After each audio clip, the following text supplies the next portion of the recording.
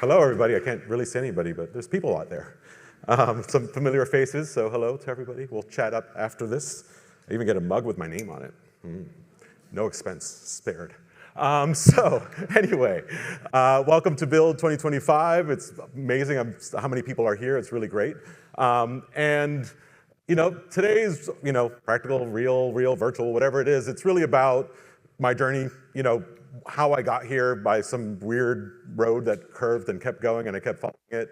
But more than anything, it's just about, saying why not do this and actually trying it out and then, oh, why not do this and just kind of back to back. But before we dig into all of that stuff, I want to kind of give you a quick rundown as to who I am today, the work that we do at The Garage, which is our production company that I founded, and just give you two quick videos to kind of give you a little sense of what we do and all that stuff, but welcome. Yeah, so my production company, we're based in Brooklyn and Industry City, is called The Garage.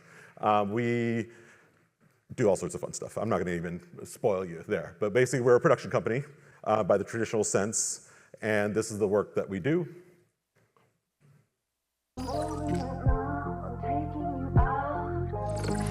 It's a cruel, cruel world.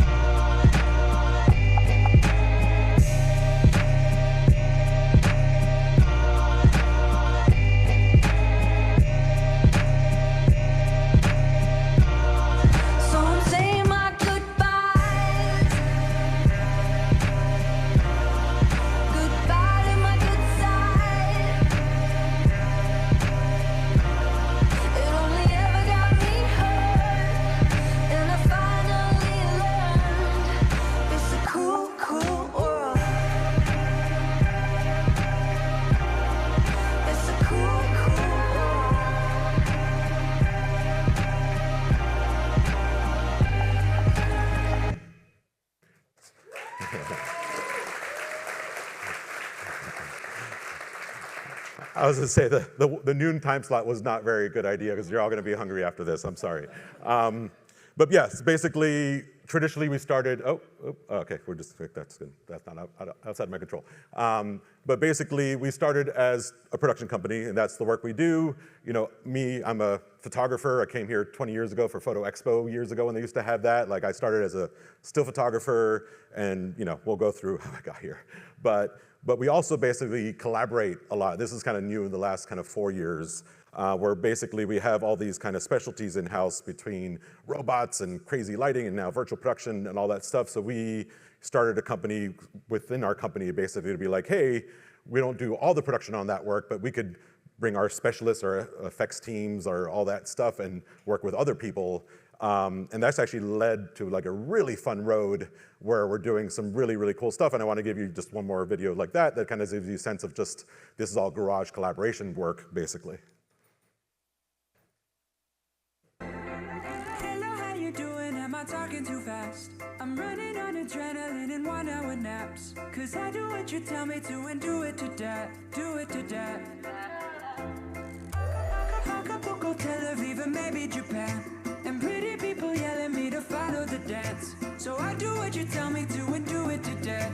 But I can't do this shit again. Put your hands up cause I won't. Raise a glass up cause I won't. Get your ass up cause I won't. I must have missed the hype, but maybe that's the way I feel. Put your hands up cause I won't. I'm not here cause you say so. Get your ass up cause I won't. I must have missed the hype, but maybe that's the way I feel. That's the way I feel. I don't got a body like I see in the press. So I got to the precipice of pressing my chest. And now I look impressive with a couple of pecs, just like my friends. So welcome back and take a breath. You come to life, you're bored to death. So welcome back and take a breath. You come to life, but I digress. Put your hands up cause I won't. Raise a glass up cause I won't. Get your ass up cause I won't. I must have missed the hype, but maybe that's the way I feel. Put your hands up cause I won't. I'm not here cause you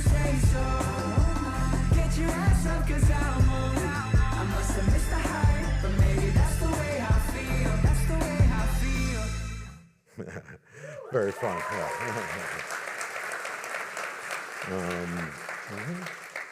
So we love to do things in camera, whether it's our team directing, our directors on our roster directing, whether it's just my motion control robot team going out to go work on Severance or go on, Mike Tyson thing for Netflix. At the end of the day, we have a full-time team of 9 people at the garage. Half of us are like total tech geeks, and the other half are production people, pretty much. So basically, we have motion control, which is all the robotics, repeat pass stuff, all that kind of a high speed. We have special effects, a whole machine shop, a Haas CNC mill in-house, crazy fabrication. And then basically virtual production, experiential, all this kind of new stuff that we're kind of getting into now as well. And at the end of the day, it's about getting here was very fun. So let me just give you a quick 10-slide recap of me real quick, right? So I'm from Miami originally. Parents are Cuban. I'm first generation American. Hablo español. And I, okay, hola. And I, kind of just picked up a camera in high school, and I was just like, oh, what can, this is interesting, shooting film, which is hilarious to see Bessler enlargers and all the film stuff coming back downstairs, which is kind of amazing. But basically, I went to RIT, I transferred into RIT to study still photography, advertising photography, and this is where I started, woo, who is that guy? But basically, I just documented the world. I went around. I loved talking to people. And I just, once again, like the things, the whole surroundings, I was just curious, right? I went to Cuba, and that was a couple amazing trips to that. That was amazing. Once again, the people, this is all shot in a Hasselblad, film days, good old days, And then I started getting hired to do this kind of work for magazines. This is like for budget travel. And then you're like, whoa, he already is changing directions.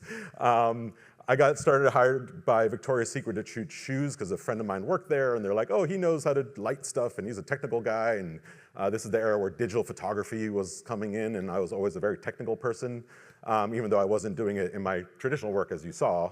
But as a photo assistant, I was working all that stuff. I was very much technical and helping people. I got to work as a digital tech when I first moved to New York City. I got to show Richard Avedon how digital worked one day. It was kind of a really interesting era to be around these creators that have been around forever and just be like, hey, there's this new technology. You've been shooting film for 50 years. And just, I always embrace change. And I think that's going to be a common thread here and going into the future. But basically, yeah, panties and bras and all that good stuff. And this is great. I was working. I had a studio just actually not too far from here, and that led to shooting tons of magazines. I was doing a lot of work for Food Network magazine, Bobby Flay and Ina Garten, and all the fun people. And at the end of the day, it was just like I was kind of documenting. I was making things look pretty. I definitely had a attraction to food and still life and product work for whatever that reason. But I kind of always felt like it wasn't quite using all my technical capabilities. Once again, I studied photography, but my dad was an engineer, my brother's an engineer, my grandfather was an engineer, my uncles are engineers. I kind of grew up in oh, the dishwasher's broken, who's gonna help me take it apart kind of household, And that was kind of ingrained in me, but I'm like, no, I'm gonna be the artist in the family. But yeah, here we are with robots. So my work started getting a little more technical in the stills side.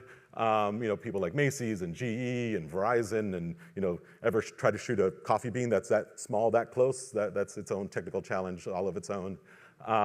But once again, doing great work, but very much in the stills realm. And then it started getting a little more edgy, a little more cool, a little more compositing of, like this Pepsi thing. But that was all still real plates I shot in camera. It's like, oh, I would shoot the fog, and I would shoot the little bits, and I would start putting it together.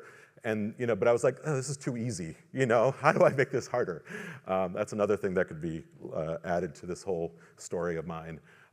So then this project came up, which was like the first time I had to integrate CGI elements with a practical still camera. So I was like, oh wait, you need to understand 3D space and lens distortion, and I started kind of learning a little bit more about more technical stuff on how we could do filmmaking.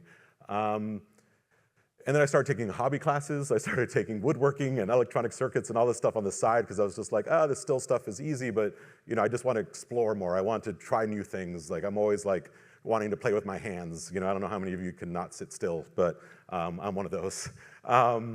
So then I learned about practical effects and motion control, which I was like, what's motion control? It's like, oh, it's like a robot you put a camera on, basically. And I was like, I need to do something in a new direction. This is kind of where now it's coming up on 9 years ago, I did this burger video that some of you might have seen, where basically I was like, how do I make a burger, come together in midair, and capture that in camera? And this was like the first time I did any sort of practical effects. So actually, I built this rig myself. I made these little RC car motors with scalpel blades on them to like cut the rubber bands and 0.01 second accuracy, and like I found out about this camera robot, and I was like, how do I get one of those? And I found a place in Long Island City, they had one, and they're like, sure, you could come use our camera robot. I was like, amazing, we're gonna be friends. But they're like, we don't have a kitchen. It's like, great, I'll bring a makeshift kitchen, we'll do this whole thing. I mean, this was like months of planning and me playing, just trying to figure this out, because once again, I had no formal film school training, I didn't know anything about compositing minus Photoshop for stills, which I'm sure a lot of people might know about. And I started playing with SketchUp and soldering with Arduino things. It was just, handwriting code. It was really, once again, I was already making a living as a filmmaker, as a photographer. I was already doing some simple video for my clients, and I was just like, what if I tried to do this? My path is very much 100% following my curiosities and seeing where they lead, for better or worse. And then, that kind of led to me partnering with one of my full-time people now today, Matt Huber, who is also a still photographer turned special effects rigger now. And we're like, what if we wanted the camera to spin around a fiery ball of Doritos chips in a fireball in real life? That's what this looks like. We call it the spinning rig of death. It was the scariest rig we've ever built to date, because the it was like, I forgot what it is, like 35 miles per hour. It's moving around in a circle, and we're not quite NASA engineers, as you see all just the weights on it, and like, once again, nobody at the garage is actually an engineer, even to date. Well, I mean, Tommy's an audio engineer, but either way, we built this once again for fun. Like we had a Jack Daniel's job that wanted us to do something similar, which we did first, and they were like, oh, let's one-up ourselves, which is another part of my thread in my life. Like, we did that was cool. Now, what if we add another layer of hell on top? So that led to this work for Pepsi, which is really kind of groundbreaking in this path for me as a director, and for us kind of about to start the garage actually soon after this. So Pepsi came to us for Pepsi Global, and they're like, hey, go to crazy. What can you do with Pepsi? Play with it, fill water balloons with it, vibrate it, do whatever we wanted to. So this was like me and Matt. I think at this point Dan was joining us too, and it was just like, let's play around, and we literally just for 2 weeks just kind of like made all sorts of weird things and threw it at the wall. And what if we had all these like blinds that were mirrors, and you look through the mirror, then the mirror closed, like and some of them were horrible, like absolutely, you're like, ooh, that's not what I imagined at all, Try it, you don't really know, and I think that's the challenge today, is like you could storyboard whatever you want, right? AI could even help you, but what does it actually look like in real life at the end of the day is what really matters. Does it feel different? Does it feel unique? Do you get the color of the soda? Do you get the effervescence? Do you get all the things the brand wants you to get in their thing that we're trying to sell at the end of the day? At the end, like I'm feel so blessed that we get paid to make art for brands and hire a bunch of other really cool artists and work together. I think that's the best thing about what we do. So as you see, a lot of these already had motion control, which is very much a practical thing that's been around for 20 years. I did not invent high-speed motion control by any means, but learning motion control alone, and once again, everything I've shown you so far is like in-camera practical, right? Like literally, like shot in camera. But we're like, okay, what else can motion control kind of do for us? And then we started doing some more fun things with it, and this is a little bit of the work I've done for myself, and some collaborative stuff. So some of you might have seen this. So this is still done in camera with ILM as our best friends, and basically they're the ones that brought us into this project. and obviously the robot would see itself if you spun around, or like you would, so they replaced a lot of the stuff in green screen, but they were very big about getting this in camera, right? And then, this is a really fun project that we did, and this is still, once again, in camera, and this was something we did during the pandemic, which was extra fun, because we had like a team of like a total of 8 people, and they had to 3D print every little freaking thing on the shelves. We built this whole little set out basically in our studio, and this is just kind of a fun view of like what the lens is doing and everything. So like the robot basically controls everything if you want it to. Focus, iris, zoom, you name it, other effects that are kind of all being triggered together on one big timeline. So even that little 7-Eleven sign like rose for real in camera, and it's on a plexi little rod, so it almost doesn't, you don't see it, and you don't have to really retouch it out too much. And here's actually this commercial, so you can see it. You are thirsty, and we know that you want a cold drink. But we also know that when it comes to money, you want to not spend any. That's why 7-Eleven has 7 cups free with 7 rewards. You get the big gulp you want for the no money you want. Big gulp drink, no money, 7 times. Is that what you want? Oh, we know. Because we are 7-Eleven, and we might know you better than you know yourself. 7-Eleven, always open. Yeah. So, once again, super fun, all in camera, one-shot commercials is where I did a lot of stuff, and this is an example of scaling, which you could also do. This was actually just a test we did. So motion control, basically you think about like, one robot is shooting the miniature food, whatever called real-size food, right? And then you could actually get that same movement I did on the small set, basically, and you scale that up, and then you shoot the person with the same camera move, so the perspective is correct, everything aligns well. So this was actually just a pitch thing that we did actually in our studio. This is like literally our conference room table that we shot this on. But it was just like, how do we also add a little bit to it? Like, so the pickle thing was just like, oh, okay, well, he had to like reach for a fake pickle on the blue screen that we shot the person on, and then we shot the pickle, and we actually had a little stick that we put through the back of the sandwich to make the pickle wiggle at the right time, and you have to shoot one first, right? Because you got to, like, either you have to time it to what he did, or you have to time him to what you did on the other side. But as you see, like, we're getting more complicated. We've come a long way from driving around Cuba with a Hasselblad. But at the end of the day, it's something that I am very naturally thinking like left and right brained on things, and our team only superpowers that basically, because it's like I start here and then they kind of add to it, and they're like, oh well, Steve, that sounds crazy, but I guess we could try. Poor Matt, I throw like the craziest things at him. He's like, almost short circuits sometimes. But yeah, and I think part of this too is also, tying the practical effects now in with this camera move all at the same time. So this is a fun thing we did for Domino's. Same thing, I really love the one-shot commercial, which having this control over, like, there's a little motor that's opening that pizza box. There's this pedestal rises up and down. The cheese pull rig is inside of that pedestal underneath there. That's also controlled. And then, we're like, okay, great. And it'll turn around and show this end card, but they're like, oh, wait. If it's the pedestal's there, I can't get to the angle I want to be for the end card. So I'm like, hey, Matt, that beautiful pedestal you made, can we make it move up and down? And right at the moment, I want to get the camera there, like, do that, right? Yes, we could have done it in multiple shots. I could have done the pedestal and then got rid of the pedestal and come back in and done, but the client loves it when they see the real thing, Domino's actually is a really interesting brand in the fact that they literally ship their pizza oven to our studio that we have to install. It's like 10 feet by whatever. And they actually bring somebody from the store to like spread the dough out, and like they're super huge into authenticity. I mean, we still have a food stylist that helps with the cheese pull, but at the end of the day, like it's really about the brands that want to be authentic that we really vibe with so well, because we're trying to do everything in camera if we can.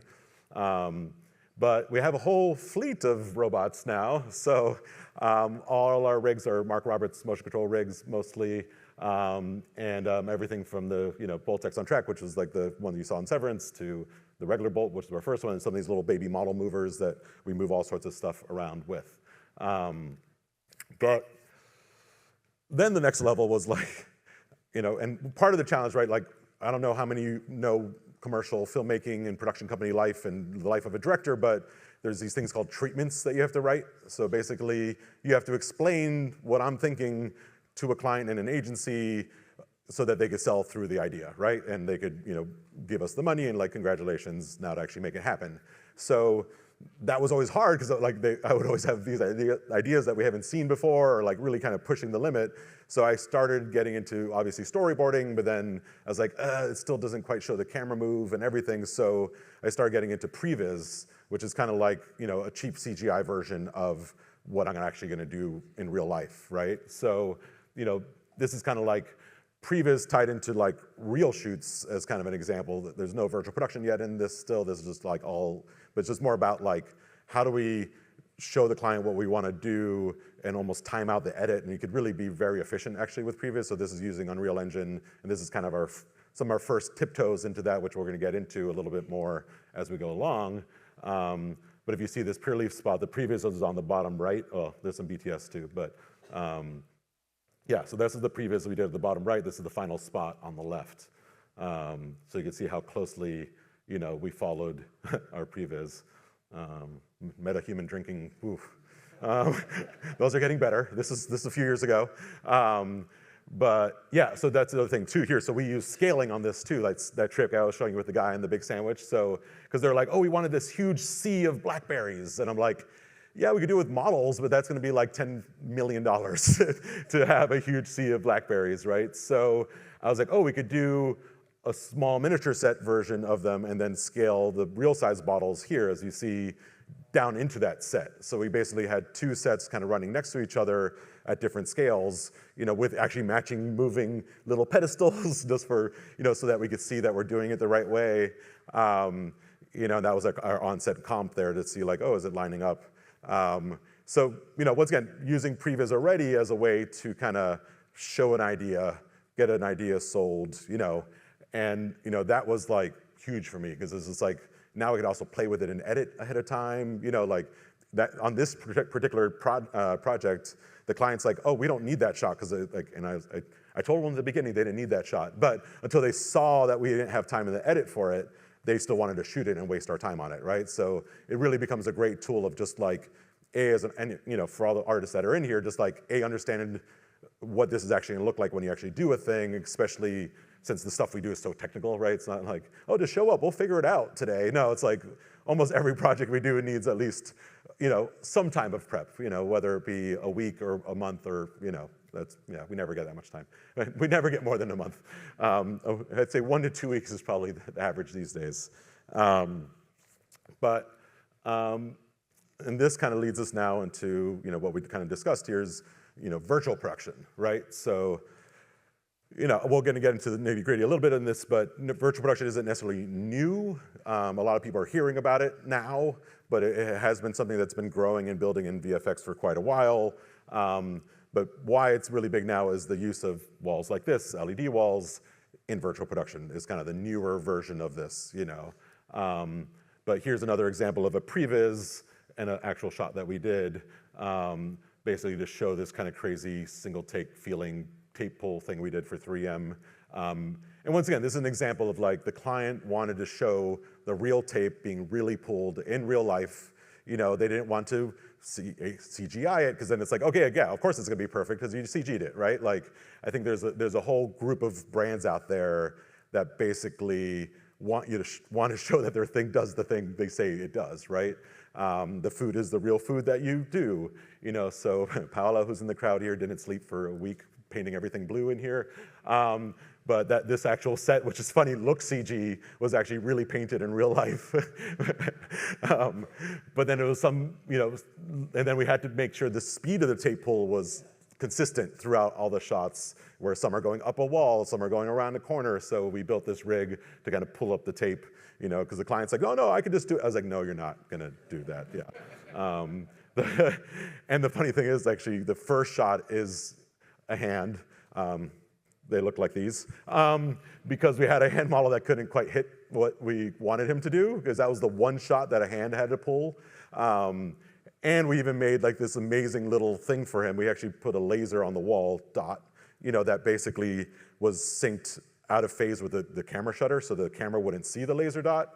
And that was on a little motor that actually moved up the wall at the pace he needed to go, and he was like off by a foot, you know? So yeah, there you go. So after like, I don't know, 10 takes, and he was like nowhere near it, you know, and he was kind of like a construction worker hand. I'm like, oh, that's what, you got me, right here. I'm diverse construction worker hands right here. Basically, the client's like, sure, let's do it, you know, and, you know, I think I got 2 takes, nailed it, boom, we're moving on, you know. I'm a very good human robot as well. But yeah, let me show you the finished spot, because it's kind of fun with the audio as well. Backed by 100 years of innovation, the new Scotch Blue Pro Sharp with Edge Lock Plus technology delivers our sharpest lines yet. And yeah, yeah. The fun thing about Previs, though, is that, you know, there's no objects in real life. You're still in a CG world. You're in a fake video game, right?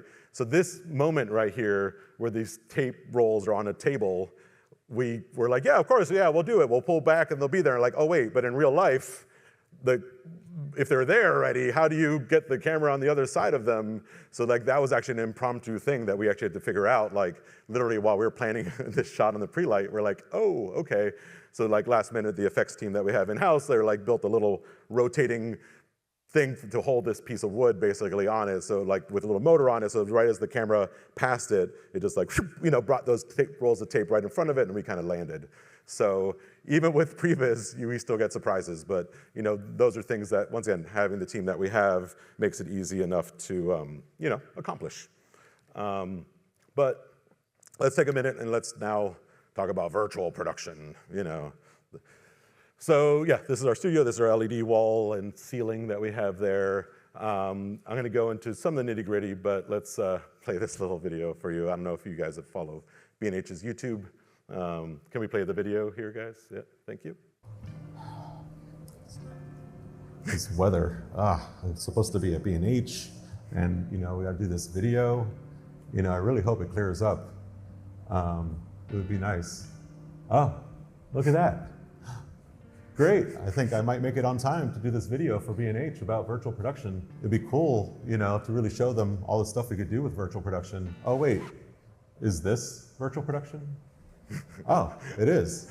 Hey everybody, I'm Steve Giralt from the garage, and we're gonna talk to you all about virtual production in the next few episodes here for B&H.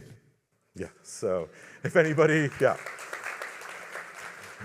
If you haven't watched it yet and you want to learn more about virtual production, we did a 4-part series that's on B&H's YouTube channel, just breaking down way more in depth about what I'm going to kind of run through really quickly here about some of the basics. But yeah, check it out. It was very fun. So basically, LED wall, foreground that's real. You put something on the LED wall, whether it be a picture, a video, a 3D Unreal Engine world that we're going to get into. But at the end of the day, why, right? Like for us, we do so much food and beverage that reflections are a huge thing. Refractions, reflections, all the things, right? So to shoot liquids and basically to get all those beautiful things that would normally be there versus green screen or, you know, retouching it or whatever it is, just wouldn't happen unless that world was behind you, right?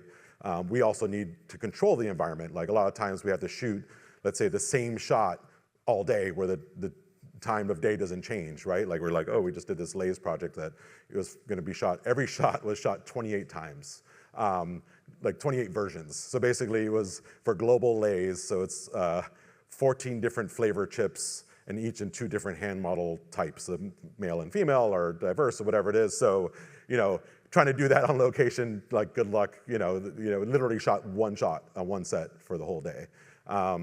But beyond that, it lets you basically pretend like you're in any environment you want to be in, but still be in the control of the studio. So, you know, this is, you know, fake backyards, fake offices, fake, you know, lakes and streams and whatever it is. But, you know, and generally what is happening here when you're using 3D is the data of where that camera is in relation to the wall is feeding live into Unreal Engine, which is skewing the perspective of that and actually doing the real parallax.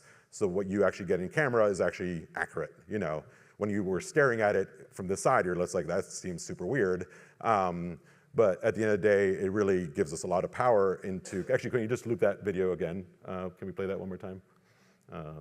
I could go back and forth, but yeah, I'll just go back and forth. Yeah, can we just play that one more time? But yeah, so while we already started to play with this, and I literally bought 12 LED panels off of eBay, and I was like, oh, let's just try this out, you know, scratch and dent sale. I'm really good at trying things at the smallest scale, which is called the eBay scale first. And then we kind of ramp it up and buy a whole bigger thing, because same thing with the robots. It's like, oh, I'll make a little pan tilt motor or put a slider on a thing. That's like the basic starting point of that, right? So yeah, literally 12 panels off eBay, tried it out, and then we were like, oh, this is actually a good thing. And for us, like, the real challenge is like, this has to work in slow motion because we do so much beverage, so much slow motion shooting. So we had to create this super clock thing that, you know, Tommy from our team spent way too much time figuring out. But basically, like, for this to work, the camera shutter, the computer's frame that's coming to the wall, the LED wall itself, LEDs, like everything has to be in perfect sync, or you see tearing, you see like strobing, you see all sorts of stuff. So this is a 240 frame a second slow motion shot that we could do on our wall that took quite a while to get to this, you know, level. So, and look at that guy, he pours really well too. And then, you know, you can put talent in front of it, you can name it. So like, you know, I'll show you some work that we did recently too that you could travel to different places with the same person. Let's say you have a celebrity, you only have them for 2 hours or whatever it is. It just really opens the, you know, the opportunity, and it also gives you complete control of your world. So, you know, kind of flash back to my beginnings, right? I would just go out in the world and point the camera at stuff, and like, that's cool, right?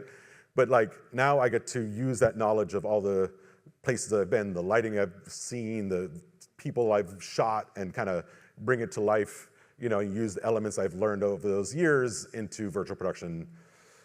It's almost too much control.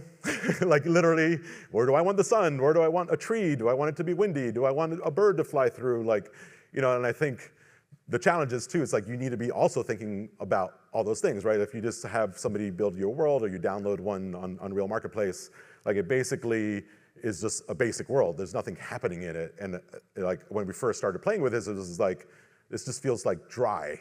You know, like, and it's that grit, it's that little bit, that those imperfections, and that's the same thing that happens with CG food, I think, too. It's like, you're starting with this like idyllic thing, but real food isn't like that, you know? And I think, you know, as a filmmaker, you know, playing with this, I think, is super powerful, but I think also, you have to go out in the world and see the real world too, right? Like, unless you really understand the world, you're not gonna be able to recreate it and then bend it to the physics you want it to have, you know, which is what I love about virtual production at this stage in my career. But, you know, here's kind of a quick video that kind of shows just like a little GIF of, you know, the difference between a 2D, a 2.5D, and a 3D background, right? So the most basic thing, 3D means you're in a video game, you could go anywhere you want, whatever it is. 2D is a still or a video that you just play on the wall, you know, which is like, if I'm just shooting that and I'm not doing a lot of parallax, great, and it's at the right angle, it's the lighting you want.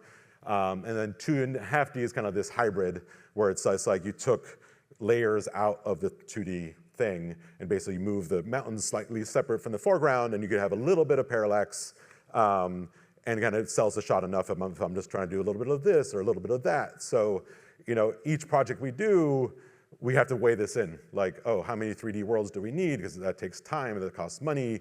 You know, will a 2D shot work for this one? Like, you know, and once again, you have to play with it to understand it, and you could literally put Unreal on your TV at home and point a camera at it and start playing with kind of this stuff nowadays. There's a lot of tools that kind of help you with it. But understanding what you really need for the shot you're trying to do helps a lot. And here's a couple of just examples of just like the use of a 2D, right? So if you play this, actually has a video too that we could play. Yeah, there you go. So this is like outside a train car, right? So they're just playing the world outside the train car, you know, so that, you know, basically from the inside the train car, it looks real, or looking down the wall, you get that real reflections and the lights and all that stuff. Yeah, like that. So, you know you're gonna be looking straight at a still that's moving, right? So if you see downstairs the driving plates that they have down there that are playing around the car set, same idea, 2D, you know, stuff. So then, you know, this is that 2.5D example. So, you know, it's kind of like the idea of, you know, the different layers of the city versus the layers of the world behind it, and all that kind of coming together, based on the kind of camera movement that you need. So like you could do something like that with just you just need a little bit of parallax, right? And then the next one here, I'm in control of that, is an example of a full 3D world where he's walking and the world is literally all virtual around him, and the only thing that's real here is the counter that he just walked up to. Everything else is a 3D world made in Unreal. So the good news for everybody here, AI is going to make this part a lot easier soon. Between 2D, 2.5D, 3D, the ability to literally like prompt a background you want to throw up on the wall, that's one place where we're 100% embracing it, because it's like, to not have to build a full 3D world that could cost, thousands of dollars depending on what they want it to do, is huge. But yeah, there you can see there where, that's the world he was in, was just that much set design. So here's a project that we just did recently, just to kind of give you a sense of how we're using virtual production. So these are the boards the agency brought to us, basically. So they're like, oh, we want to do this like Spotify integration thing for Kona Big Wave, and we wanted to feel like as this guy is like hitting little buttons on the can, and you see there's little like play buttons on there, like we're being transformed from like kind of one world to another world. They're like, do you think this is something we could do in virtual production, right? And I was like, 100%, like trying to do this in real life. I mean, don't get me wrong, I would love to go to Hawaii, but you don't know what the weather's gonna be like. And this is the beach, one of the Unreal beaches we built. So this is built fully in 3D, basically. But for better or worse, like waves and foam and all the details on that, once again, are getting really good now, but 2 years ago, I would say no, basically. So realize that we're coming to a really beautiful place with using this technology. And yeah, so those are the first, and these are the worlds that we built, basically. So ahead of the shoot, basically, kind of as a previs, we showed them our Unreal versions of all the shots that they sent their boards for. So we kind of sent this out, our people that build our worlds for us, build it with working fire, with everything. I'll show you the actual final spot in a second here. But I was actually impressed. I was like, okay, you guys really nailed it. And in the 3D worlds, we still have full control over the light. We can still change where the sun is and where the trees are and how windy it is, all that stuff. So, it really is kind of amazing the amount of control it gives you. So here's the actual final video.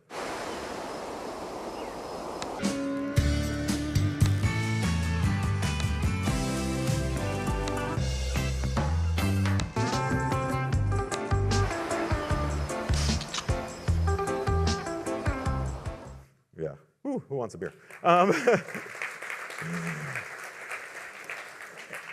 And yeah, we could play this too. So this is kind of behind the scenes of what is actually happening in real life here. So basically, there's also lighting cues that are changing as the world is changing too. So this is a one shot, basically. So as we also had a really tight post-production timeline on this too. So the post team was very happy that it's like gonna be a one shot. But basically, I wanted each one to have a slightly different look. So we basically had different lighting cues that were synced to the world changing and all that stuff. And we basically baked this out. This is basically a video we ended up really playing on the wall, because we actually could render out from Unreal because the camera itself wasn't moving. So it was, once again, really easy. Because it also gave us the most fidelity in the waves and all things like that, right? But once again, this was, the client was super happy that we put together a case study for them and everything, because, it was just like, whoa, that was so cool. Like, how did you do that? And it's all like in camera, right? We could have shot it on green screen, and it could have worked too, but then the integration of the world might have been left for after the shoot, and then post deadline would have gotten blown up because they would have changed their mind 1,000 times. So there's an advantage about baking it into the camera as well. Here's this one more angle video that you could see of the light changes going on. Yeah, so it's very fun. And virtual production in a new way now.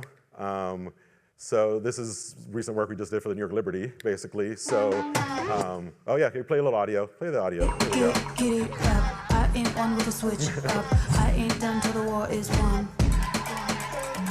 Get it up. I am bright as the sun. I don't stop till I'm number one. Came about enough to working hard like me and Ella. I didn't mention me no pura gasolina. I take the song from above, make it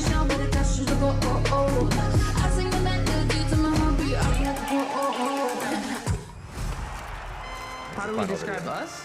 So unstoppable, so flashy, so tough, so New York. New York to the heart, but got love for all. Line die in the fire where I learned to fall. I gotta close the window before I record, cause New York don't know how to be quiet. Gucci down to the socks like I'm Biggie Papa.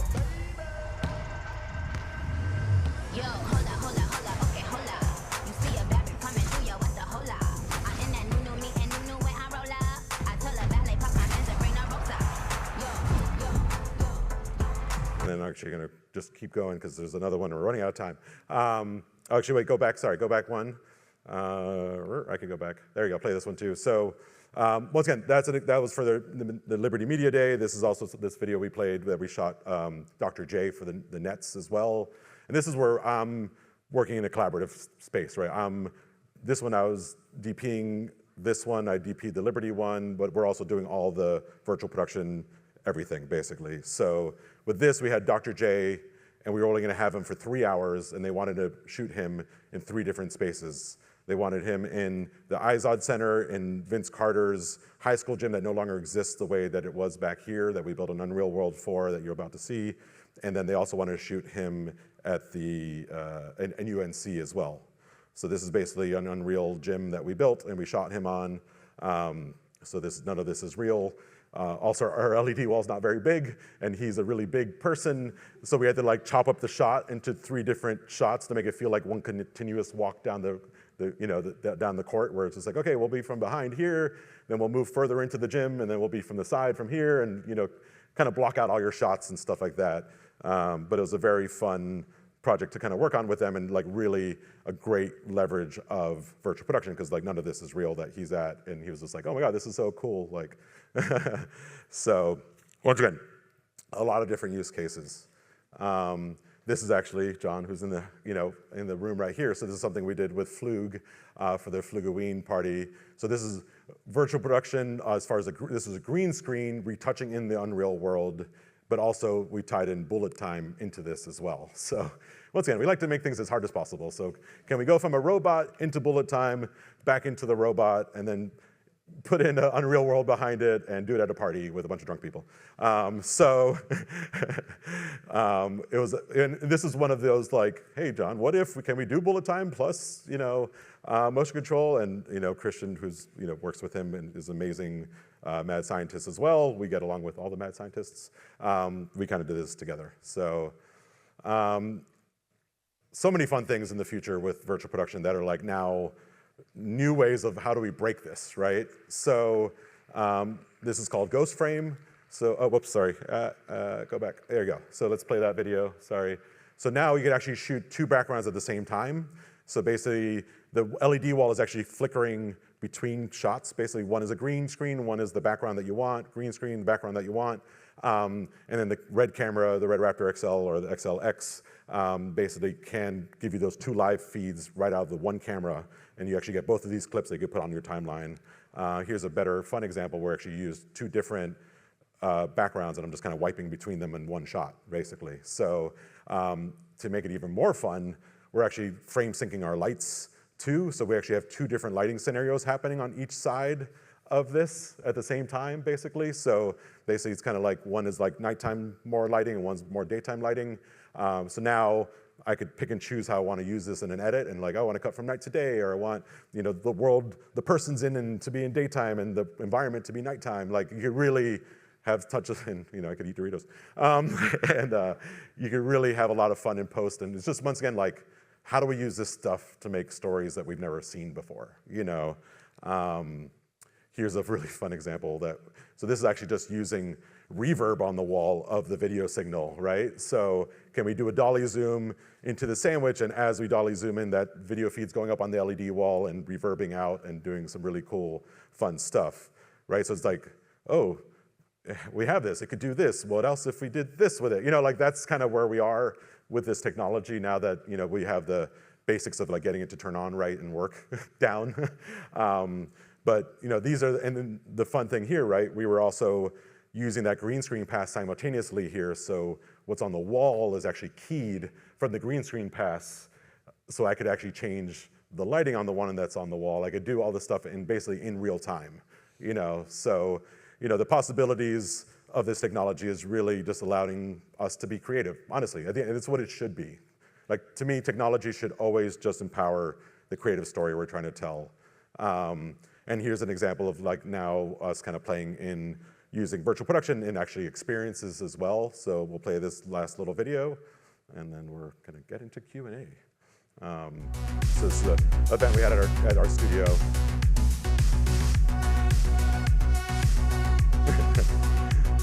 You too could ride the ride.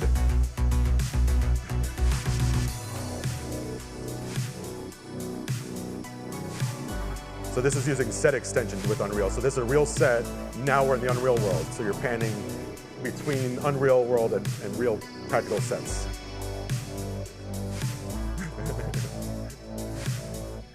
Yeah. So once again, a fun place we're going. As we move forward, like we really want to bring all this technology, robots, lighting, all this crazy science, creative, fun stuff into the real world to, make new experiences and get people out of their house more often. So it's kind of part of the path that the garage is moving forward into. I have a lot of fun, crazy ideas on how we use AI in that too, and things like that. I think for better or worse, we're really in a really pivotal, interesting time in the industry. But I think there's the need for creative more than ever right now. I think somebody that has a story that hasn't been told, has unlimited tools to tell that story now, and platforms and all that stuff. So for all you here, just go tell your story, and do that. Thank you. We'll go to Q&A.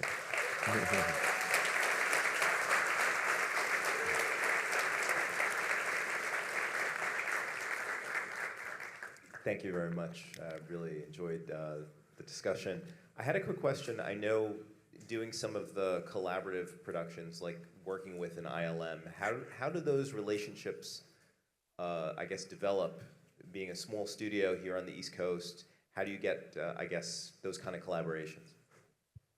Yeah, so that came from originally, we had done some work for Servant, which was another Apple TV show, the fire scene thing of the girl in the thing where, I didn't even get into the details of that thing, but that was insanely complex how we did that, basically.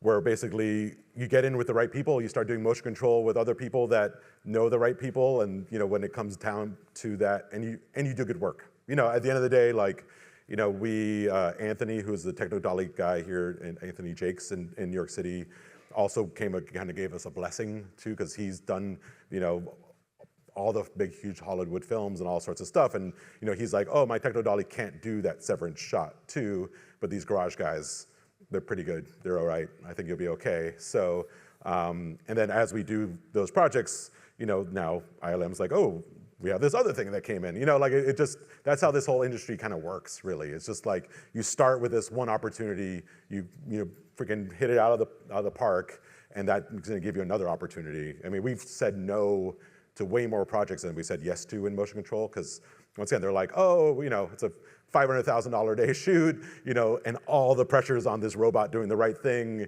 and like, oh, we only have an hour with Tom Cruise or whatever, you're saying, like, we're like, if you gave us 2 hours, maybe 3 hours, 100%, but 1 hour, no. Because like you have to also make sure that you're not the guy putting everybody into overtime either. So I think it's a matter of testing, and that's the thing about our space. Like we could test anything over and over until we're happy and we know for sure we could do something before we say yes or no. If we're a little unsure, it could teeter-totter depending on which way the founder pushes our team. But so many times we said no, And then we got a question here in the middle. How's it going? Big fan of the garage, big fan. My question is, because of virtual production, do you feel like it's becoming easier now for, let's say, your grips, gaffers, and other crew to work independently on their own, or do you feel like you still need that collaboration and insight when it comes to, solving a problem? No, it's definitely, it just creates new problems to solve, because it's like, okay, I want this kind of light, but the screen's there now, right? Or the reflection off the screen, or, I think gaffers specifically and DPs in general that we collaborate with, like people that have worked on virtual production, but each wall has a different shape too, right? And different scales. So, I think it's really always collaborative, and I think that's one thing I always mention when people talk about AI is just like, okay, but now you lost the whole 40-man team that would have otherwise had opinions and ways to make this thing better that you're not getting anymore. There's one dude at a prompting station, right? Whatever it is. So I think, to me, craft is such an important part of the process, and having that collaborative nature amongst everybody. We're kind of weird at the garage in that a lot of our teams came from stills and into motion, and we kind of built our own hybrid. There's a combination of grip and gaffer together. That's their title, because it's like, okay, you can move a stand and you can put a light up and you run power, right? But no, I think more than ever, but I think the tools also help us become more collaborative, because like now if I'm using a DP on a virtual production show, I want the DP on early while we're building the Unreal world, because I want him to weigh in on the lighting, and the positioning of things. Same thing, the gaffer might talk to the DP about it too, right? Because it's just like, okay, well, we have to match that in the real life. How do we actually do that? Because that's the biggest thing. If you don't do the right thing in front of the LED wall, you're just wasting your time. It's just gonna basically look like shit. So I think it's really, you need people with that craft, that experience, and it's a different tool set than the way people have done things when you're lighting a set necessarily, because it's just kind of the way the light comes off the wall and how you blend that to the floor. And same thing, now they have to also talk to our Unreal guy and the DIT for the color pipeline, and it's like, it's actually way more collaborative than ever, But we're also doing a lot of fun stuff, like we could get Unreal to like kind of be controlled remotely by a DMX board in some ways. So it's like we could actually put sliders on the DMX board for the Unreal lights in the scene, so the gaffer could adjust color temperature on his DMX board, or you could adjust intensity without having to bother the Unreal guy, So, at the end of the day, it's like, let humans do what they do really well, and it's about the technology empowering them to do that, Unfortunately, that is our time. But Steve, thank you so much for being here. Please give a round of applause.